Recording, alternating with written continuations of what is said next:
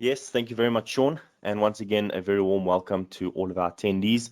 We want to say thank you very much for the amount of information that has been sent through to us these past weeks. In fact, since we started a few years ago, we've really had a great interest from your perspective, as well as a lot of communication from your side about what you want to hear in these Toolbox talks.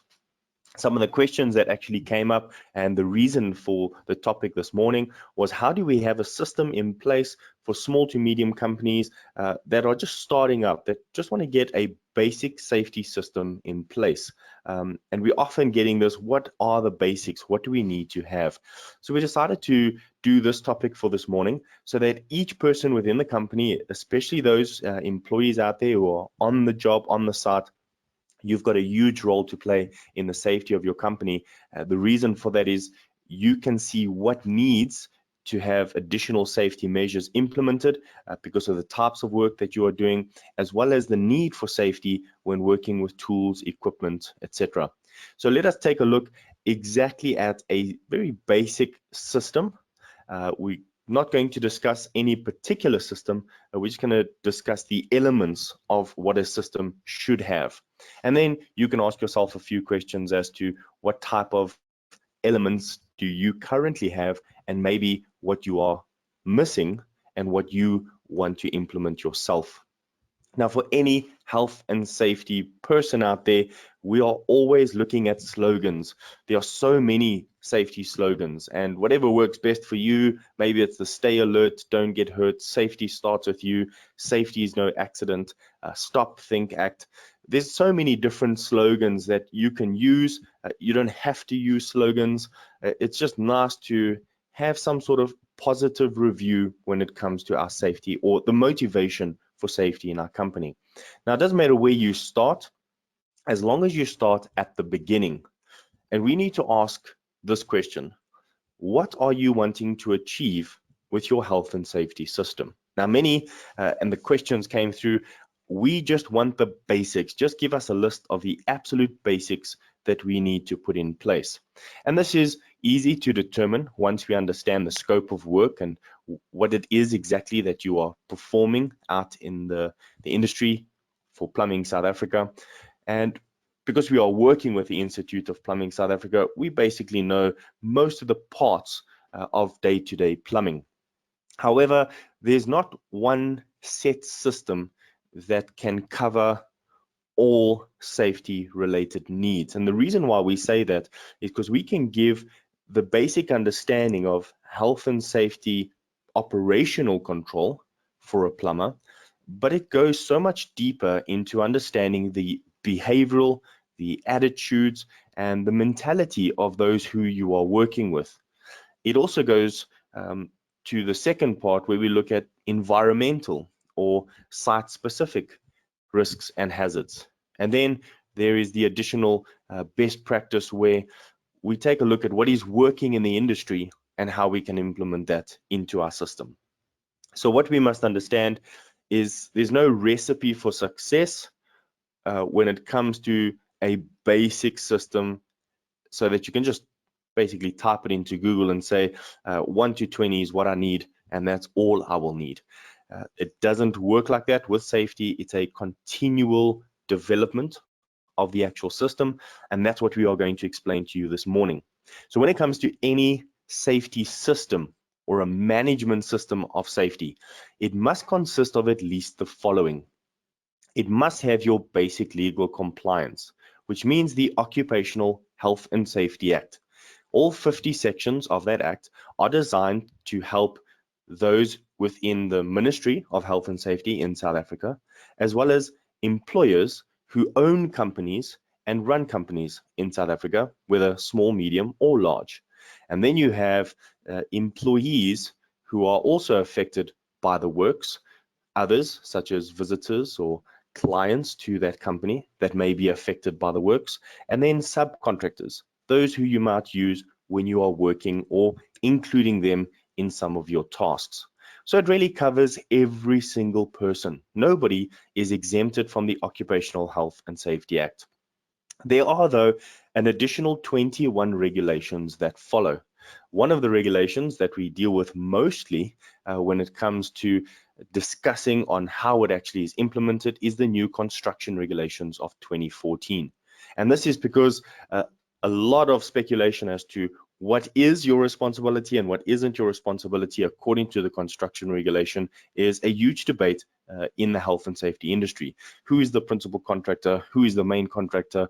What are subcontractors' responsibilities? And ultimately, who is responsible for health and safety? Well, the simple answer there is everyone is responsible. And as long as we understand what the Act and the regulations explain, we will know what we need in our system.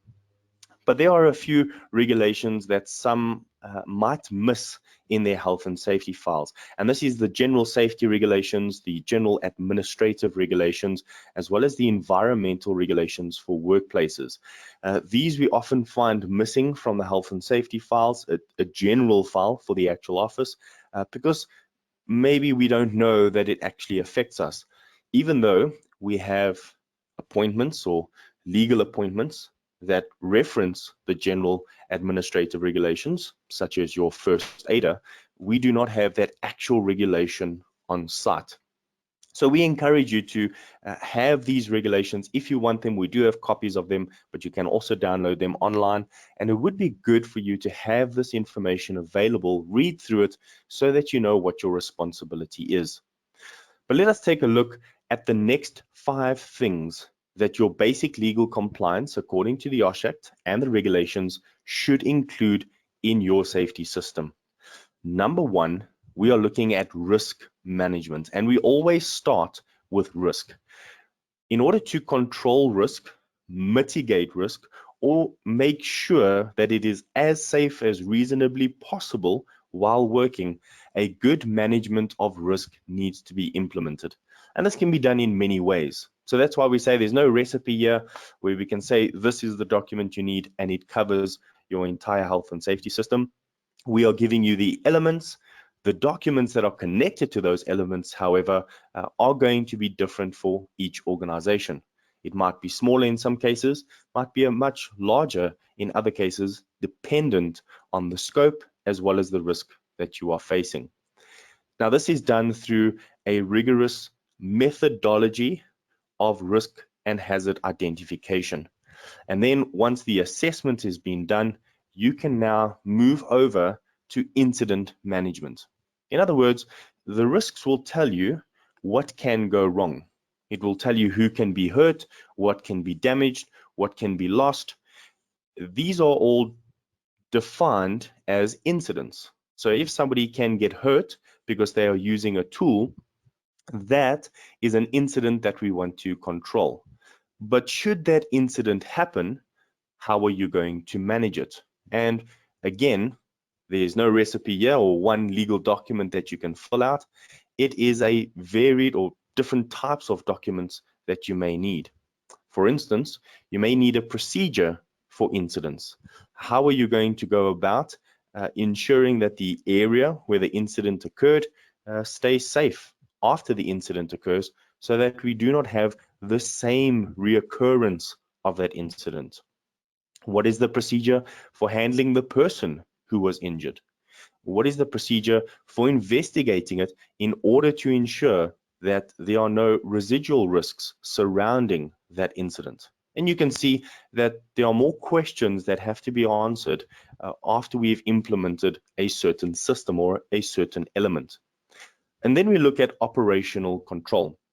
Operational control assists us with understanding what needs to be done, how it needs to be done, and then the method of ensuring the operations are worked out safely.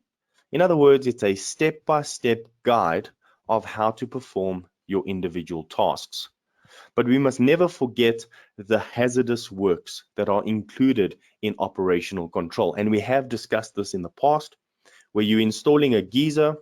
It might not be very dangerous to install a geyser at one site.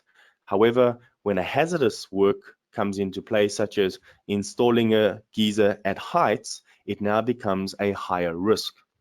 So your operational control will now change from just basically installing a geyser to installing a geyser at heights, because we want to identify the hazardous work or the hazardous environment. Confined spaces would be another hazardous work environment that we would want to supplement or perhaps even control while within our safe working procedures or method statements. And then finally, a good training procedure, a good training schedule leading up to competency of each individual who is involved. Now, this is your basic elements. In fact, when we're talking about a very simple safety system, if we had these things in place, making sure we have everything according to the OSH Act and which regulation affects us, and we have a good, solid 5-point risk management, incident management, operational control, hazardous work identification, as well as training, this will lead us with a basic safety management system. But there is something that you need to check once you've achieved this. Ask yourself, are you reaching out for basic compliance, which is generally what we are being asked out in the industry? Are you looking at comprehensive compliance or even best practice? Now, based on the questions, I also want to ask you some follow-up questions. The toolbox that you used when you started out, we're talking about the very first toolbox you ever owned as an artisan, as a plumber, even as health and safety officers out there. We are talking to every single person that is logged in today. Doesn't matter if you are a plumber or not. Think of something that you started out with. The very first thing in order to accomplish your work. We'd like to ask you, is it still the same thing that you are using in order to accomplish your current tasks? Have you maybe made additions to this toolbox or to your skill set that you currently have? Maybe you can ask yourself, do you want more tools?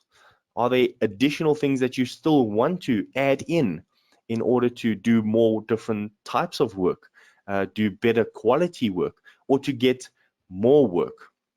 Well, answers to these questions are going to show us where we are sitting in our basic compliance, comprehensive compliance, or best practice. Now, why do we say that? Well, it's because we always start with what. What am I going to do? What do I need to do? What can go wrong? What do I need to protect myself from? And what is missing? So a very simple system, especially when we're looking at that beginner toolbox, if we can call it that, we want to understand the importance of this question, what? Now, if you've ever tried to bake something, you no doubt understand that it took maybe a few things in order to get it just right. And it had to also be done in the correct order, which means you needed to know what you wanted first. And then you also needed to know what ingredients and what was the method that needed to be done and what time frame did it need to be done in. All of these what questions are very important in order to get the desired effect. Now, some of us, and there's probably only a very small minority that can actually just bake you a cake without even looking at ingredients or a method, of the recipe, and then bring it out perfect almost every single time. But you would agree, and I'm speaking for myself, that I'm not like that. I would have to stick to some sort of methodology, and even then, I'm probably not going to have the best baked cake. And that is because, well, for one, I'm not a baker and I don't do it as often.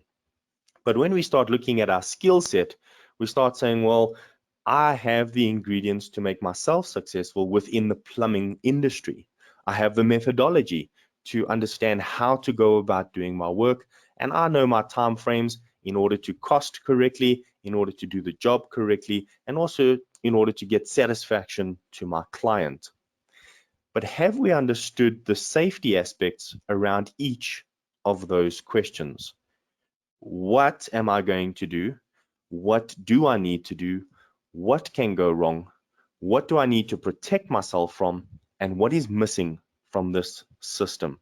So let us look at these few questions And now look at the practical and reasonable thing to do when we have ascertained what we are trying to achieve. So when we ask, what am I going to do? We are now looking at a method statement. It's a step-by-step guide of what I'm going to do in order to get this geyser installed. Well, there already, you've got your method statement. It's already done. Then you ask, what do you need in order to do it? Well, are there tools, equipment, people, training that perhaps needs to be done in order to ensure that the method you've got can be done properly? Now you have a safe working procedure. And this is a safe operational procedure, perhaps when it comes to using of tools, drills, perhaps cranes or any other thing that you need to operate, or safe working procedures, maybe when working in a confined space, when working on an elevated platform such as ladders, scaffolding, or on a roof. These safe working procedures now guide the method statement in order to say, whatever I'm using in the method, I now have a procedure for using that specific item. Then you ask yourself, what can go wrong? When I've looked at how I'm going to do the work, what I need to do in order to achieve the work, I now look at the hazards and risks of the work involved.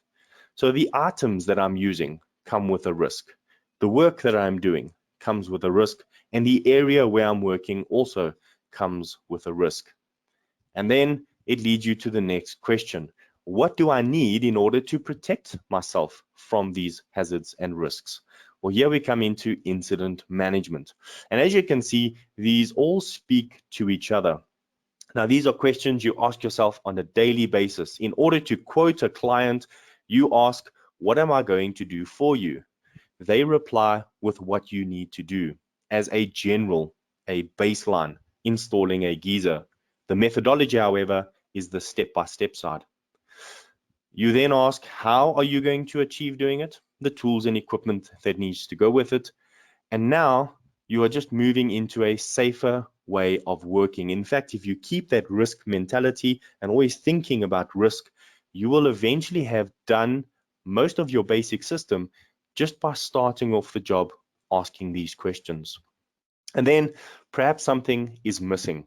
Now, if you don't know, ask. It is the easiest thing to do. Drop us a mail, send us a text, give us a call. Maybe we can assist you with any gaps if you've seen them. Now, the importance of tools, as we mentioned in the beginning, if you still have the same set of tools from when you started your apprenticeship or when you first began working, would you be able to handle all the work that you currently have today? Now, when I posed this question to a few plumbers at the last plumbers evening, the answers I got were no. I've had to increase the types of tools that I'm using, use different types of tools, and even get rid of some that are no longer effective and replace them with the new. Well, isn't that the same of our safety system? We should constantly be striving for the best form of safety. So next time you say to yourself, all I want are the basics, just think of your current toolbox in order to provide good quality service to your clients. Are you just wanting to give them the basic, or do you want to give them service that is above everyone else, set aside, set apart in the industry so that people remember you for the quality and service that you provide? Doing this the health and safety way will go a long way in increasing your credibility, your safety, and your overall mentality of positivity in the company. So you always need that element of training. Do you recognize the importance of training? Now, there's another safety slogan that many of you might have heard about. You cannot blame them if you haven't trained them. Now, we do not want to blame anyone. So ask yourself, do all your employees understand the risks? Have they been trained and gone through the risk assessment, not just signing a document without reading it? Do you have a training schedule, a weekly one, a daily one, a monthly one? And then ask yourself, what can you do to improve? Well, here are 5 suggestions. Don't wait until it's too late. Start with a simple schedule right away. Write down what you want to do, 5 minutes a day, half an hour every week, an hour every month. Get started on it. Get to know what motivates your teams. Make it interesting, keep it positive, and very important, be consistent. Training can lead to teaching, knowledge, development, as well as the upskilling of your employees, which only will go to benefit you and your company. So we hope you understand that basic safety systems depend a lot on what we put in, because it's what we put in that affects what we are going to get out. Now, if you need help with your safety system, please drop us a mail at safety@iopsa.org for all of the Iopsa members. For anyone else who is not an Iopsa member but also wants assistance, you can drop your mail to chris@ohss.co.za or info@ohss.co.za. And then there's the 2 WhatsApp lines if you need any information or want to reach out to us. Please don't forget the SHE-Rep course, or the OHS representative course that is given free of charge from Iopsa, is coming through to the year of 2020. Don't forget, next month we are in Gauteng. We've already spoken to quite a few of you. In April, we are in KZN. We are then back in May for Gauteng. We are then in Southern Cape in June. And we are also reaching out to all of the Eastern Cape guys. So if you are from Eastern Cape and you're currently listening in, please let us know. We are setting aside a month and a few dates for you as well. So we look forward to hearing from you. Don't forget that these Toolbox Talks are accredited with CPD points, both from PRB as well as SIOSH. And we look forward to seeing you all next month with some upcoming Toolbox Talks. And let us know what you want to hear out of these Toolbox Talks as well. So thank you very much. We're going to hand it over back to you, Sean. 100%. Thanks so much, Chris, for taking us through that session this morning. We have got no questions for you, so I will go ahead and end the session off. Thanks so much for joining us this morning, ladies and gentlemen. I know it is early, but ultimately we think these sessions do provide a benefit. So thanks for joining us. I'm going to go ahead and end the session off now. Please do remember the survey on the way out, guys. And then most importantly, enjoy the rest of your week, guys. Thanks so much. Bye-bye.